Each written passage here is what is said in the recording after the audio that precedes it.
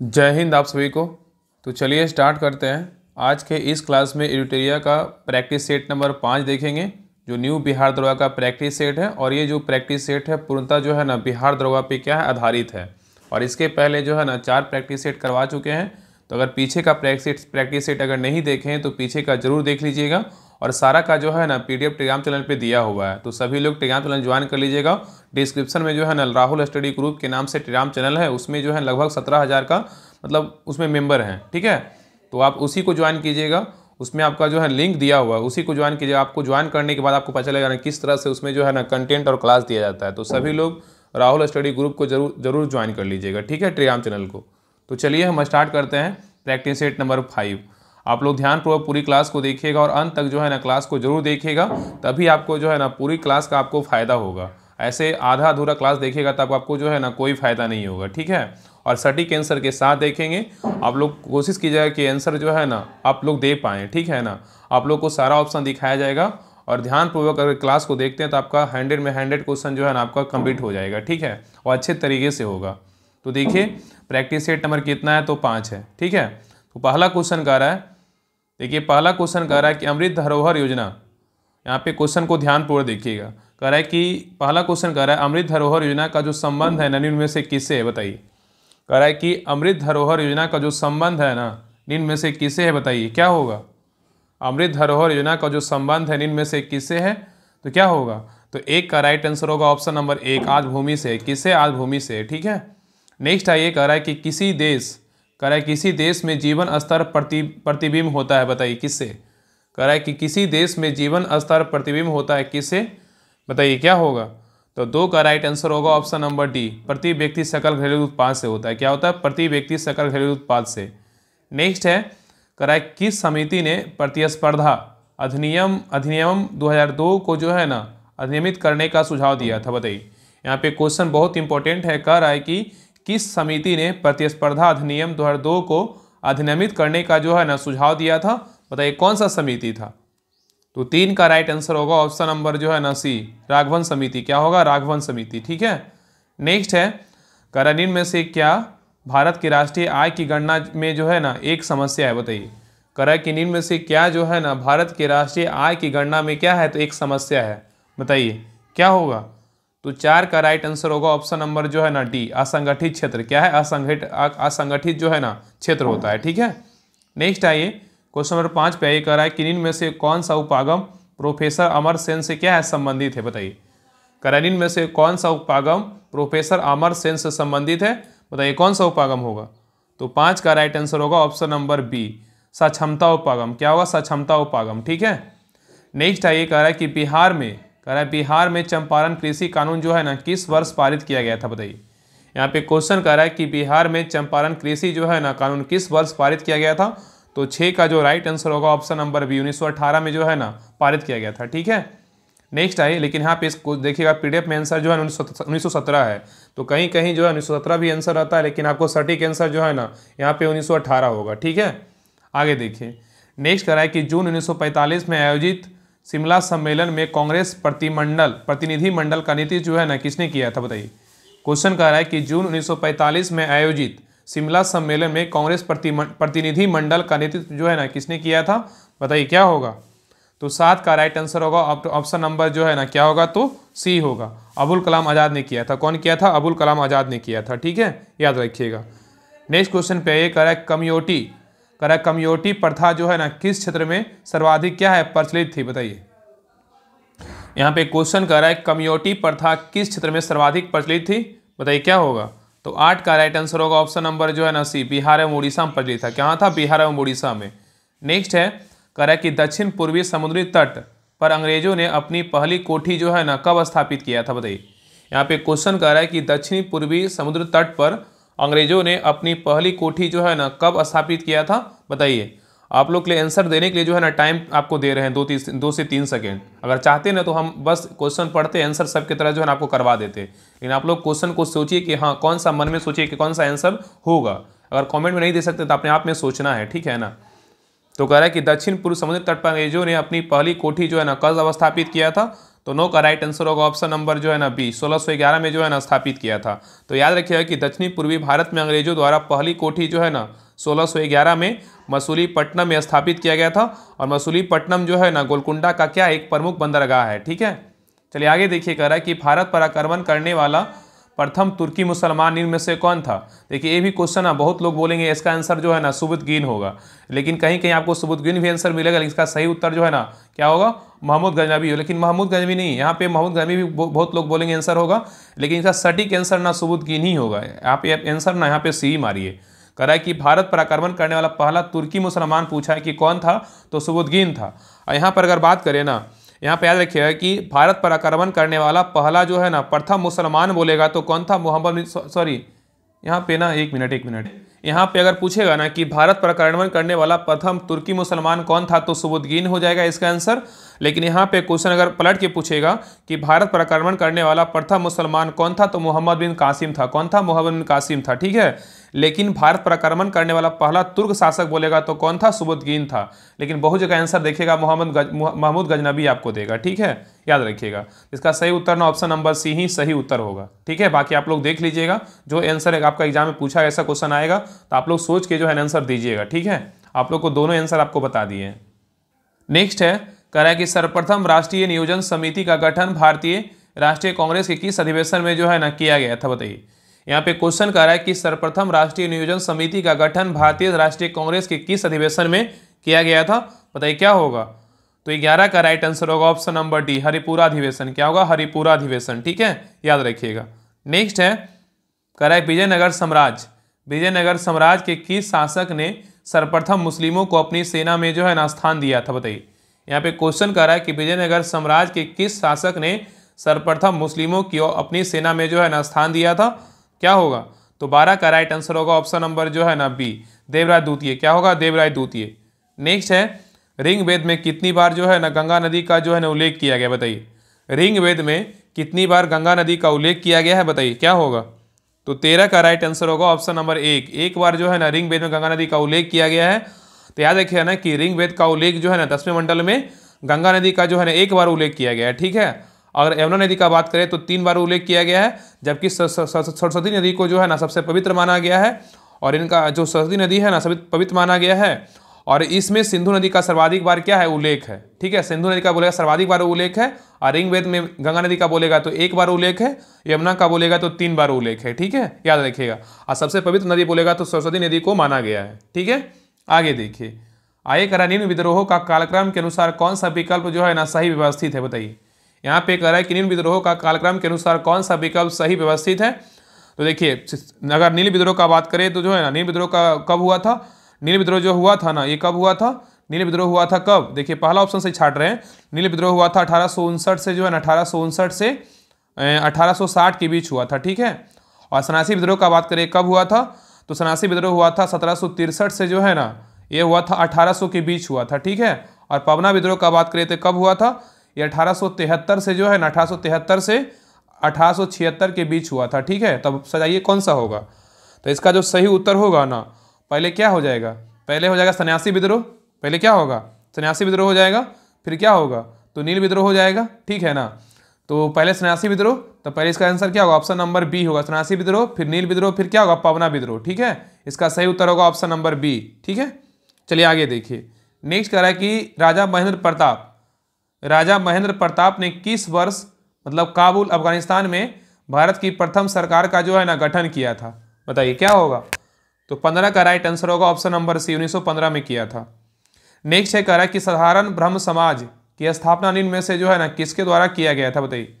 यहाँ पे क्वेश्चन कह रहा है कि साधारण ब्रह्म समाज की स्थापना निम्न में से किसके द्वारा किया गया था, तो क्या होगा, तो शिवनाथ शास्त्री के द्वारा भी किया गया था, और क्या होगा, आनंद मोहन बोस के द्वारा किया गया था। इसका सही उत्तर होगा ऑप्शन नंबर डी, बी और सी दोनों के द्वारा किया गया था। ठीक है, तो याद रखिएगा कि साधारण ब्रह्म समाज की स्थापना 1878 में आनंद मोहन बोस और तथा जो है शिवनाथ शास्त्री के द्वारा किया गया था। कब किया गया था, तो 1878 में किया गया था। ठीक है, चलिए आगे देखिए। नेक्स्ट करें, उदनपुरी बिहार का निर्माण जो है ना निम्न में से किसने करवाया था, बताइए। उदनपुरी बिहार का निर्माण निम्न में से किसने करवाया था, 17 का राइट आंसर होगा ऑप्शन नंबर बी, गोपाल ने करवाया था। नेक्स्ट है राष्ट्रीय एड्स नियंत्रण कार्यक्रम की शुरुआत जो है ना किस वर्ष की गई थी, बताइए। राष्ट्रीय एड्स नियंत्रण कार्यक्रम की शुरुआत किस वर्ष किया गया था?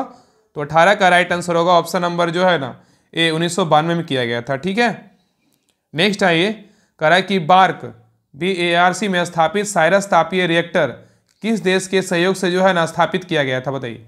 यहाँ पे क्वेश्चन कर रहा है कि बार्क में स्थापित साइरस तापीय रिएक्टर किस देश के सहयोग से स्थापित किया गया था? तो 19 का राइट आंसर होगा ऑप्शन नंबर सी, कनाडा के सहयोग से जो है ना स्थापित किया गया था। ठीक है, नेक्स्ट है, सुपर कंडक्टर के आविष्कारक जो है निम्न में से कौन है? बताइए। सुपर कंडक्टर के आविष्कारक निम्न में से कौन है? तो 20 का राइट आंसर होगा ऑप्शन नंबर 1, एच कामरेलिंगन जो है ना सुपर कंडक्टर के आविष्कारक है। ठीक है, कौन है? एच कामेरिलिंग जो है ना सुपर कंडक्टर के आविष्कारक हैं। अगर डीजल इंजन का बोलेगा तो रुडोल्फ है, गैस इंजन का बोलेगा तो डैमलर है, मशीन गन का बोलेगा तो आविष्कारक कौन है? जेम्स पकल, एलईडी का बोलेगा तो निक होलोनिक जूनियर है, और प्रक्षेपात का आविष्कारक बोलेगा तो वर्नर ब्राउन है। ठीक है, याद रखिएगा। नेक्स्ट है, कह रहा है कि DPA समाचार एजेंसी का संबंध जो है ना किस देश से? बताइए। DPA समाचार एजेंसी का जो संबंध है ना किस देश से है? तो 21 का राइट आंसर होगा ऑप्शन नंबर डी, जर्मनी से है। किसे? जर्मनी से है। ठीक है, नेक्स्ट है, दुनिया का पुलिसमैन के नाम से जो है ना निम्न में से किसे संबोधित किया जाता है? बताइए। दुनिया का पुलिसमैन के नाम से निम्न में से किसे संबोधित किया जाता है? तो 22 का राइट आंसर होगा ऑप्शन नंबर जो है ए, सुरक्षा परिषद को करते हैं। किसको करते हैं? सुरक्षा परिषद को करते हैं। ठीक है, नेक्स्ट है, कह रहा है कि हाल ही में कौन सा अफ्रीकी देश संयुक्त सुरक्षा परिषद में अस्थायी सदस्य के रूप में जो है ना शामिल हुआ है? बताइए। यहाँ पे क्वेश्चन कर रहा है कि हाल ही में कौन सा अफ्रीकी देश संयुक्त सुरक्षा परिषद में अस्थायी सदस्य के रूप में जो है ना शामिल हुआ है? बताइए कौन सा देश है? तो 23 का राइट आंसर होगा ऑप्शन नंबर बी, सोमालिया है। कौन सा देश है? सोमालिया। ठीक है, याद रखिएगा। नेक्स्ट है, कह रहा है कि हाल ही में वक्फ संशोधन विधेयक 2024 लोकसभा में पेश किया गया, और यह विधेयक किस वर्ष वक्फ अधिनियम जो है ना में संशोधन करता है? बताइए। यहाँ पे क्वेश्चन कर रहा है कि हाल ही में वक्फ संशोधन विधेयक 2024 लोकसभा में पेश किया गया, और यह विधेयक किस वर्ष के वक्फ अधिनियम में संशोधन करता है? बताइए क्या होगा? तो 25 जो है ना 24 का जो राइट आंसर होगा, बताइए क्या होगा? तो 24 का सही उत्तर होगा ऑप्शन नंबर जो है ना क्या हो जाएगा? तो डी, 1995 में किया गया था। और ये सब क्वेश्चन जो है ना करंट अफेयर जो परीक्षा मंत्री करवा रहे हैं, ये सब में जो है ना करवा चुके हैं। ठीक है, जो सर के द्वारा होमवर्क दिया जाता है, तो करंट अफेयर्स का भी जो है ना क्लास किया कीजिए, आपको बहुत फायदा करेगा। चलिए आगे देखिए। नेक्स्ट कह रहा है कि हाल ही में दुनिया का सबसे गहरा ब्लू होल की खोज जो है ना किस देश में की गई? बताइए। कह रहा है कि हाल ही में दुनिया का सबसे गहरा ब्लू होल की खोज जो है ना किस देशों में की गई है? तो क्या होगा? तो 25 का राइट आंसर होगा ऑप्शन नंबर सी, मैक्सिको के द्वारा किया गया था। ठीक है, नेक्स्ट है, हाल ही में प्रधानमंत्री ने भारत में क्रू अंतरिक्ष मिशन गगनयान के लिए 4 अंतरिक्ष यात्रियों के नामों की घोषणा निम्न में से जो है ना कौन शामिल नहीं है? यहाँ पे क्वेश्चन पूछा है कि हाल ही में प्रधानमंत्री ने भारत के क्रू अंतरिक्ष मिशन गगनयान के लिए 4 अंतरिक्ष यात्रियों के नामों की घोषणा की, निम्न में से कौन शामिल नहीं है? देखिए, पहला है, इसमें प्रशांत बालकृष्ण नायर शामिल है, अजित कृष्णन शामिल है, और शुभांशु शुक्ला शामिल है, और इसमें डी में क्या है? कोई नहीं। इसमें कोई नहीं मतलब कोई नहीं शामिल, मतलब सभी जो है ना शामिल है। ठीक है, याद रखिएगा। तो इसमें जो है ना भारतीय गगन अंतरिक्ष मिशन में जो है ना प्रशांत कृष्णन नायर और अगन जो है ना अंगद प्रताप शामिल है, अजित कृष्णन शामिल है, शुभांशु शुक्ला जो है ना, ये 4 जो व्यक्ति है ना ये शामिल है। ठीक है, इसका सही उत्तर होगा ऑप्शन नंबर डी, कोई नहीं। यहाँ पे नहीं पूछा था, इसमें क्या होगा? डी। ठीक है, आगे देखिए। नेक्स्ट कह रहा है कि चुनावी बॉन्ड योजना किस बजट में जो है ना पेश किया गया था? बताइए। चुनावी बॉन्ड योजना किस बजट में पेश किया गया था? तो 27 का राइट आंसर होगा ऑप्शन नंबर 1, 2017 से 18 में पेश किया गया था।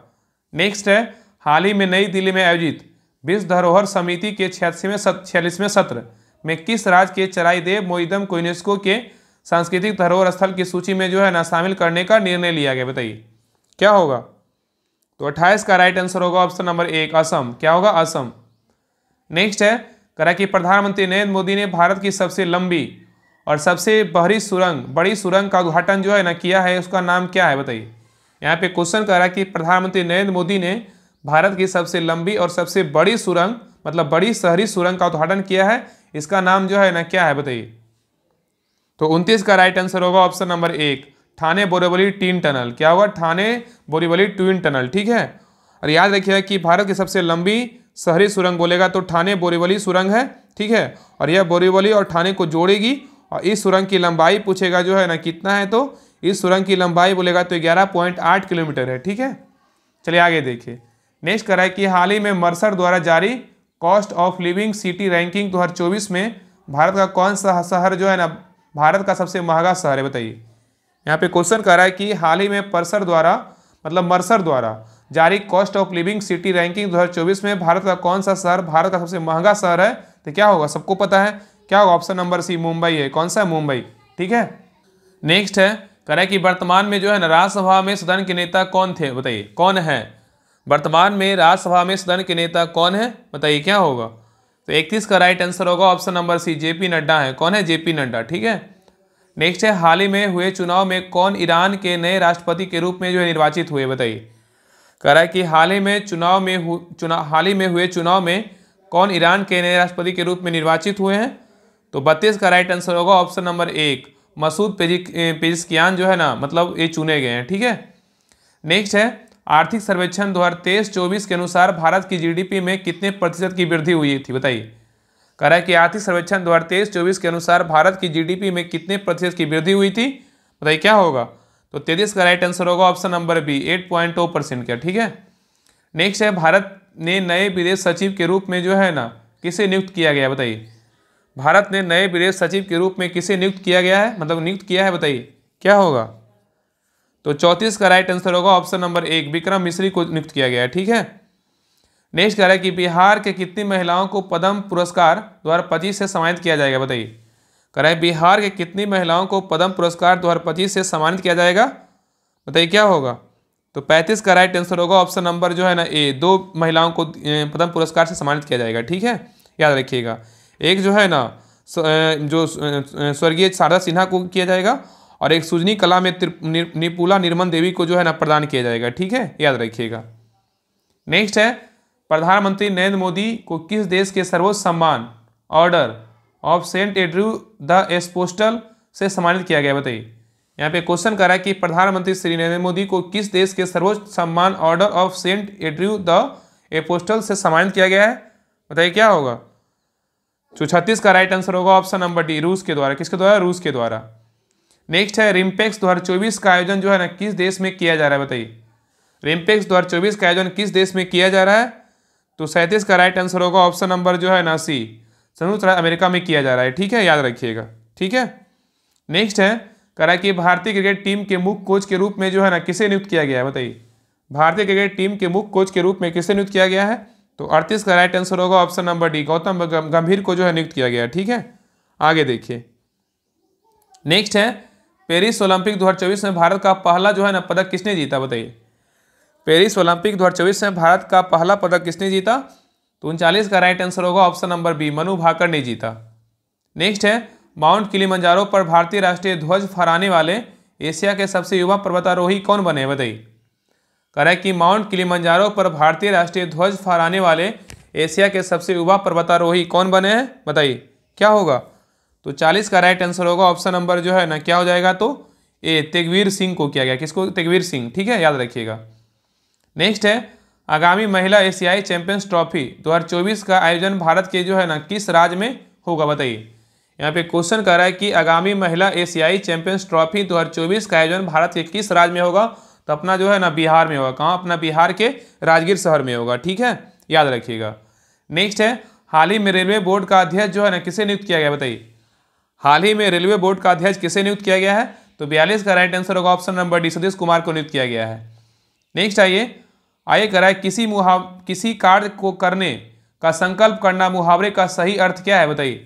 यहाँ पे किसी कार्य को करने का संकल्प करना पूछा है, मुहावरे का सही अर्थ क्या होगा। तो 43 का राइट आंसर होगा ऑप्शन नंबर 1, बीड़ा उठाना। क्या होगा, बीड़ा उठाना। ठीक है, याद रखिएगा। ठीक है। नेक्स्ट आइए करा है कि संसारिक का जो है ना शुद्ध रूप क्या होगा, बताइए।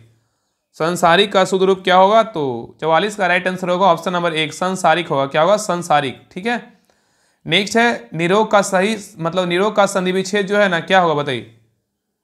निरोग का मतलब जो सही संधि विच्छेद होगा जो क्या होगा, बताइए।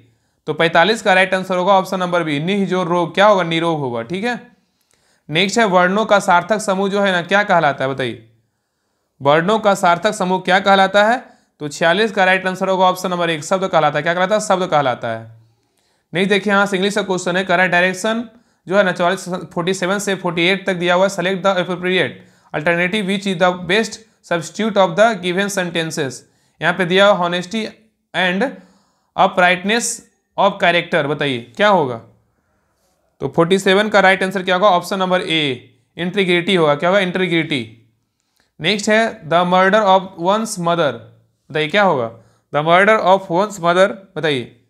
तो 48 का राइट आंसर होगा ऑप्शन नंबर जो है ना सी होगा, मर्टिसाइड। क्या होगा, मर्टिसाइड, ठीक है। नेक्स्ट है select the appropriate alternative which best express the given sentences in passive active voice. यहाँ पे some boys were helping the wounded man, बताइए some boys were helping the wounded man का क्या होगा। 49 का राइट आंसर होगा option number एक, the wounded man were being helped by some boys, ठीक है। नेक्स्ट है ऋषि का स्त्रीलिंग रूप क्या होगा, बताइए ऋषि का स्त्रीलिंग रूप क्या होगा। तो 50 का राइट आंसर होगा ऑप्शन नंबर सी, ऋषि का। क्या होगा, ऋषि का। नेक्स्ट है विश्व में सबसे पहले आधुनिक रूप से सीमेंट का निर्माण कहाँ किया गया था, बताइए। कह रहा है कि विश्व में सबसे पहले आधुनिक रूप से सीमेंट का निर्माण जो है ना कहाँ किया गया था। तो 51 का राइट आंसर होगा ऑप्शन नंबर बी, ब्रिटेन में किया गया था। नेक्स्ट है पश्चिमी घाट के निम्न दर्रे को दक्षिण से उत्तर की ओर सजाएं। यहाँ पे कह रहा है कि पश्चिमी घाट के निम्न दर्रे जो दिया हुआ है उसको दक्षिण से उत्तर की ओर क्या सजाने के लिए बोल रहा है। देखिए पहला क्या हो जाएगा, तो पहला हो जाएगा ना क्या होगा, तो पहले हो जाएगा सेनकोट दर्रा, उसके बाद हो जाएगा पालघाट दर्रा, उसके बाद हो जाएगा क्या, उसके बाद होगा भोरघाट दर्रा, उसके बाद होगा थालघाट दर्रा। अगर सेनकोट दर्रा का बात करें इसकी ऊंचाई जो है ना कितनी है, 280 मीटर है, ठीक है 280 मीटर है। और ये जो है ना तिरुवनंतपुरम में मदुरई के बीच अवस्थित है। कौन सा दर्रा, तो सेनकोट दर्रा, ठीक है। और पालघाट दर्रा की ऊंचाई पूछेगा तो कितना है, 305 मीटर है, 305 मीटर है। और ये जो इसका स्थिति पूछेगा तो कोयम्बटूर एवं कोचीन के बीच है, कौन, पालघाट दर्रा। अगर भोरघाट का बात करें इसकी ऊंचाई कितनी है, तो 630 मीटर है, ठीक है। और इसकी स्थिति क्या है, तो मुंबई पुणे के बीच कौन सा दर्रा है, तो भोरघाट दर्रा है, ठीक है। और नेक्स्ट है थालघाट दर्रा, अगर इसका बात करें तो जो है इसकी ऊंचाई 580 मीटर है। और इसका स्थिति बोलेगा तो नासिक एवं मुंबई के बीच कौन सा है, तो थालघाट दर्रा है, ठीक है। तो नासिक मुंबई के बीच क्या हो जाएगा, तो थालघाट। और मुंबई एवं पुणे के बीच हो जाएगा भोरघाट। और कोयम्बटूर एवं कोचीन के बीच हो जाएगा पालघाट। और तिरुवनंतपुरम एवं मदुरई के बीच हो जाएगा सेनकोट दर्रा, ठीक है। इसका सही उत्तर होगा ऑप्शन नंबर जो है ना क्या हो जाएगा, तो 4 2 3 1। सही उत्तर होगा ऑप्शन नंबर जो है ना बी होगा, 4 2 3 1, ठीक है। चलिए आगे देखिए। नेक्स्ट है कह रहा है विश्व में कितने ऐसे भू आवेशित देश हैं जो दोहरे जो है ना भू आवेशित है, बताइए। यहाँ पे कह रहा है कि विश्व में कितने ऐसे भू आवेशित देश हैं जो दोहरे भू आवेशित हैं। तो 53 का राइट आंसर होगा ऑप्शन नंबर बी, 2 है। कितने हैं, 2, ठीक है। नेक्स्ट आइए, एक याद रखिएगा कि ये जो है ना कौन कौन है, एक उज्बेकिस्तान है और लिechtenstein है, ठीक है, याद रखिएगा। नेक्स्ट है कह रहा है कि निम्नलिखित में से कौन सा झील केवल संयुक्त राज्य अमेरिका में स्थित है, बताइए। इस ऑप्शन को छांटना है। इसमें बोल रहा है कि इनमें से कौन सा झील जो है केवल अमेरिका में क्या है, स्थित है, बताइए। तो 54 का राइट आंसर होगा ऑप्शन नंबर जो है ना ए, मिशिगन झील बोलेगा तो अमेरिका में स्थित है। लेकिन याद रखिएगा ना कि इसके अलावा जो है ना सुपीरियर झील और एरी झील और होरून झील ये जो है ना अमेरिका और कनाडा के बीच अवस्थित है, ठीक है। लेकिन मिशिगन झील का बात करें सिर्फ अमेरिका में स्थित है। नेक्स्ट है उष्णकटिबंधीय जलवायु वाली घास एवं वनस्पति क्या कहलाती है। उष्णकटिबंधीय जलवायु वाली घास एवं वनस्पति क्या कहलाती है। तो 55 का राइट आंसर होगा ऑप्शन नंबर सी, ट्रोपोफाइट कहलाता है, ठीक है। नेक्स्ट आइए कह रहा है क्लोरोसिस बल का प्रभाव न्यूनतम कहाँ पर होता है, बताइए। क्लोरोसिस बल का प्रभाव न्यूनतम कहाँ पर होता है। तो 56 का राइट आंसर होगा ऑप्शन नंबर सी, विषुवत रेखा पर होता है। नेक्स्ट है विश्व का सबसे अधिक सक्रिय ज्वालामुखी जो है ना कौन सा है, बताइए। विश्व का सबसे अधिक सक्रिय ज्वालामुखी कौन सा है। तो 57 का राइट आंसर होगा ऑप्शन नंबर ए, किलाऊ है। क्या है, किलाऊ। नेक्स्ट है निम्नलिखित में से कौन सा ग्रह अपनी धुरी पर चक्कर लगाने में सबसे कम जो है ना समय लगाता है, बताइए। कह रहा है कि निम्नलिखित में से कौन सा ग्रह अपनी धुरी पर चक्कर लगाने में सबसे कम समय लगाता है, बताइए क्या होगा। तो 58 का राइट आंसर होगा ऑप्शन नंबर जो है ना सी, बृहस्पति है। कौन सा, बृहस्पति। क्या होगा, बृहस्पति। इसमें बहुत लोग बोलेंगे इसका आंसर गलत है, लेकिन सही उत्तर जो है ना बृहस्पति ही होगा, ठीक है। चलिए आगे देखिए। नेक्स्ट कह रहा है कि भारत सरकार द्वारा जल प्रदूषण को रोकने के लिए किस वर्ष जल प्रदूषण नियंत्रण अधिनियम जो है ना पारित किया गया था, बताइए। कह रहा है कि भारत सरकार द्वारा जल प्रदूषण को रोकने के लिए किस वर्ष जल प्रदूषण नियंत्रण अधिनियम पारित किया गया था, बताइए क्या होगा। तो 59 का राइट आंसर होगा ऑप्शन नंबर बी, 1974 ईस्वी में जो है ना पारित किया गया था। ठीक है, नेक्स्ट है सासाकावा पुरस्कार निम्नलिखित में से किस संस्था या संगठन द्वारा प्रदान किया जाता है, बताइए। करा कि सासाकावा पुरस्कार निम्नलिखित में से किस संस्था या संगठन द्वारा प्रदान किया जाता है, बताइए क्या होगा। तो 60 का राइट आंसर होगा ऑप्शन नंबर डी, यूएनईपी के द्वारा जो है ना प्रदान किया जाता है। ठीक है, नेक्स्ट है सर्वोच्च न्यायालय के अपीलीय क्षेत्राधिकार के अंतर्गत कितने प्रकार के जो है ना प्रकरण आते हैं, बताइए। करा कि सर्वोच्च न्यायालय के अपीलीय क्षेत्राधिकार के अंतर्गत कितने प्रकार के प्रकरण आते हैं, बताइए क्या होगा। तो 61 का राइट आंसर होगा ऑप्शन नंबर जो है ना क्या हो जाएगा, तो ए। 3 प्रकार के आते हैं, कितने प्रकार के, 3 प्रकार के। एक होता है संवैधानिक, एक होता है दीवानी, एक होता है फौजदारी। ठीक है, आगे देखिए कह रहा है कि भारत के नए संसद भवन के संबंध में निम्नलिखित में से कौन सा कथन क्या है, तो सत्य है। यहाँ पे देखिए ऑप्शन को पूरा देखिए, कह रहा है कि भारत के नए संसद भवन के संबंध में निम्नलिखित में से कौन सा कथन सत्य है। तो देखते हैं, पहला कह रहा है कि इसका जो नए संसद भवन बना इसका जो आकार है ना संसद भवन का कैसा त्रिकोणीय है, बिल्कुल क्या है, सही है। और दूसरा कह रहा है नए संसद भवन के छत पर राष्ट्रीय प्रतीक का निर्माण किया गया है, बिल्कुल क्या है, ये भी सही है। और नए संसद भवन का निर्माण जो है ग्रेनाइट और बलुआ पत्थर का प्रयोग से किया गया है, बिल्कुल क्या है, ये भी सही है। और नेक्स्ट है नए संसद भवन के तीनों मुख्य द्वार पर जो है ना क्या है, थल सेना जल एवं नभ को जो है समर्पित है, ये क्या है। तो चारों कथन क्या है, बिल्कुल सही है। तो इसका सही उत्तर क्या होगा, ऑप्शन नंबर डी, इनमें सभी क्या है, सही है। ठीक है, आगे देखिए, आगे कह रहा है कि निम्नलिखित में से किस किस राज्य की लोकसभा में सदस्यों की संख्या क्या है, तो समान है। ऑप्शन को देखिए, कौन कौन राज्य में जो है लोकसभा की सीट क्या है, तो समान है। देखिए अगर बात करें राजस्थान और आंध्र प्रदेश में जो है लोकसभा की सीट कितने हैं, तो राजस्थान और आंध्र प्रदेश में जो है लोकसभा की सीट बोलेगा तो कितना है, तो याद रखिएगा इसमें जो है ना 25 है। कितना है, तो 25 है। ठीक है, राजस्थान और आंध्र प्रदेश में कितने लोकसभा की सीट है, 25 है। और एक देखिए असम और जो है ना पंजाब में क्या है, तो ये गलत है। और आंध्र प्रदेश और असम में क्या है, तो गलत है। इसमें आंध्र प्रदेश में कितना बोले, 25 है, और असम में कितना है, तो 14 है। ठीक है, देखिए यहाँ पे झारखंड का बात करें, असम का बात करें, यहाँ पे जो है दोनों जगह कितना है, तो 14 है। ठीक है, तो झारखंड असम में 14 है, राजस्थान आंध्र प्रदेश में कितना है, 25 है। तो इसका सही उत्तर क्या होगा, ऑप्शन नंबर डी होगा। 1 और 3 क्या है, बिल्कुल क्या है, तो सही है। ये चारों में क्या है, तो 2 जगह समान, ये भी दोनों ऑप्शन में क्या है, तो समान है। ठीक है, इसका सही उत्तर होगा ऑप्शन नंबर डी, बाकी दोनों क्या है, गलत है, सभी का अलग अलग है। ठीक है, चलिए आगे देखिए, नेक्स्ट है क्षेत्रीय परिषद के संबंध में निम्नलिखित में से कौन सा कथन सत्य नहीं है। इसमें सत्य नहीं पूछा है। देखिए पहला कह रहा है कि भारत में 5 क्षेत्रीय परिषद है, बिल्कुल क्या है, सही है। और क्षेत्रीय परिषद का गठन राष्ट्रपति द्वारा किया जाता है, बिल्कुल क्या है, सही है। और केंद्रीय मंत्री जो है क्षेत्रीय परिषद का अध्यक्ष होता है, बिल्कुल क्या है, सही है।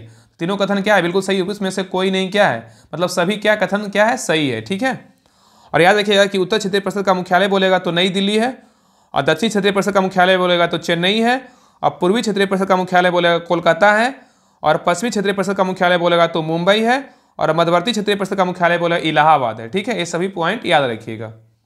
आगे देखिए, नेक्स्ट कह रहा है कि निम्नलिखित में से किस अधिनियम के तहत पहली बार मुस्लिम समुदाय के लिए पृथक प्रतिनिधित्व का उपबंध किया गया, बताइए। यहाँ पे कह रहा है कि निम्नलिखित में से किस अधिनियम के तहत पहली बार मुस्लिम समुदाय के लिए पृथक प्रतिनिधित्व का जो है ना प्रतिनिधित्व का उपबंध किया गया है, बताइए क्या होगा। तो 65 का राइट आंसर होगा ऑप्शन नंबर सी, 1909 ईस्वी के भारत परिषद अधिनियम। ठीक है, नेक्स्ट है संविधान सभा में डॉक्टर भीमराव अंबेडकर का पहली बार निर्वाचन जो है ना कहाँ से हुआ था। संविधान सभा में डॉक्टर भीमराव अंबेडकर का पहली बार जो निर्वाचन हुआ था वो कहाँ से हुआ था, बताइए। तो 66 का राइट आंसर होगा ऑप्शन नंबर 1, बंगाल से हुआ था।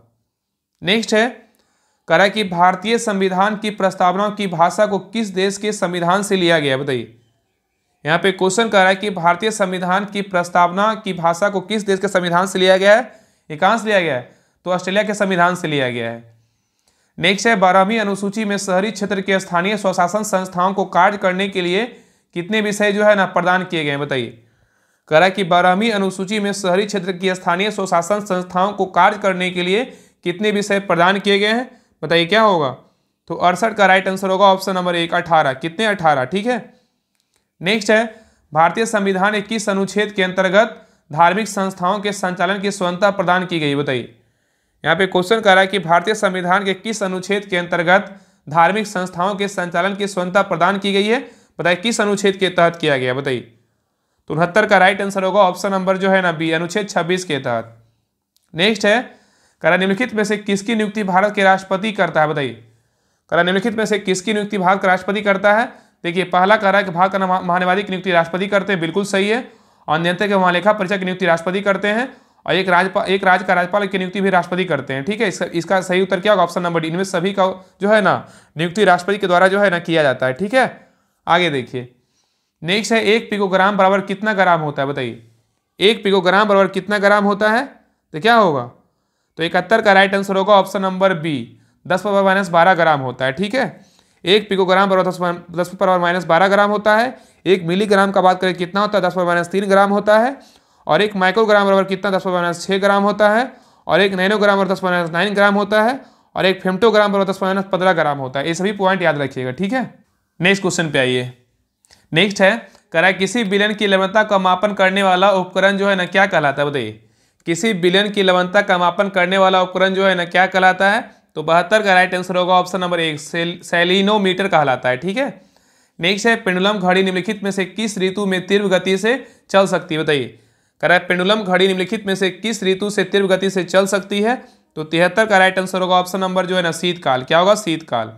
नेक्स्ट है पढ़ने में काम आने वाला ग्लासेस निम्न में से किस प्रकार के लेंस से बनते हैं? बताइए पढ़ने में काम आने वाला ग्लासेस जो होता है निम्न में से किस प्रकार के लेंस से बनते हैं? तो 74 का राइट आंसर होगा ऑप्शन नंबर 1, उत्तल लेंस से। क्या होगा? उत्तल लेंस से। नेक्स्ट है ठंडे देशों में पारा के स्थान पर अवलोकन अल्कोहल को तापमापी जो है द्रव के रूप में वरीयता क्यों दी जाती है? बताइए यहाँ पे क्वेश्चन कर रहा है कि ठंडे देशों में पारा के स्थान पर अल्कोहल की तापमापी द्रव के रूप में वरीयता क्यों दी जाती है? क्या होगा? बताइए क्या कारण है? तो 75 का सही उत्तर क्या होगा? ऑप्शन नंबर क्या होगा? तो डी हो जाएगा। ठीक है, अल्कोहल का द्रव्यमान क्या होता है? निम्नतर होता है। ठीक है, नेक्स्ट है निम्नलिखित में से किस तरंग की लंबाई क्या है? सर्वाधिक होती है। बताइए किस तरंग की लंबाई सर्वाधिक होती है? तो 76 का राइट आंसर होगा ऑप्शन नंबर 1, माइक्रोवेव का। किसका होता है? माइक्रोवेव का। नेक्स्ट है निम्नलिखित में से किसका प्रयोग परमाणु ईंधन की श्रेणी में नहीं आता है? बताइए निम्नलिखित में से किसका प्रयोग परमाणु ईंधन की श्रेणी में नहीं आता है? तो 77 का राइट आंसर होगा ऑप्शन नंबर डी, कैडमियम। क्या हो? कैडमियम का नहीं आता, लेकिन यूरेनियम का आता है, प्लूटोनियम का आता है, थोरियम का आता है। ठीक है, नेक्स्ट है निम्नलिखित में से किस रसायन का प्रयोग कृत्रिम बादल बनाने के लिए प्रयुक्त किया जाता है? बताइए करा निम्नलिखित में से किस रसायन का प्रयोग कृत्रिम बादल बनाने के लिए प्रयुक्त किया जाता है? बताइए कैसा करते हैं? तो 78 का राइट आंसर क्या होगा? ऑप्शन नंबर जो है ना डी, सिल्वर आयोडाइड का प्रयोग करते हैं। ठीक है, नेक्स्ट है लौंग के तेल का निम्नलिखित में से कौन सा एक प्रमुख घटक है? बताइए लौंग के तेल का निम्नलिखित में से कौन सा एक प्रमुख घटक है? तो 79 का राइट आंसर होगा ऑप्शन नंबर क्या होगा? तो बी, यूजेनॉल है। क्या है? यूजेनॉल है। नेक्स्ट है बायोगैस में मुख्यतः कौन सी गैस होती है? बताइए बायोगैस में मुख्यतः कौन सी गैस होती है? तो 80 का राइट आंसर होगा option number D, carbon dioxide तथा मेथेन होता है। ठीक है, नेक्स्ट है निम्नलिखित में से कौन सा कथन जो है ना सत्य है? करा निम्नलिखित में से जो है ना कौन सा कथन सत्य है? देखिए पहला करा कि टेफ्लॉन तथा डेक्रोन क्या है? बहुलक है। टेफ्लॉन तथा डेक्रोन बहुलक है। और प्राकृतिक रबड़ क्या है? क्लोरोप्रीन है। क्या है? गलत है। प्राकृतिक रबड़ का आइसोप्रीन का बहुलक होता है। जो प्राकृतिक रबड़ होता है आइसोप्रीन का बहुलक होता है।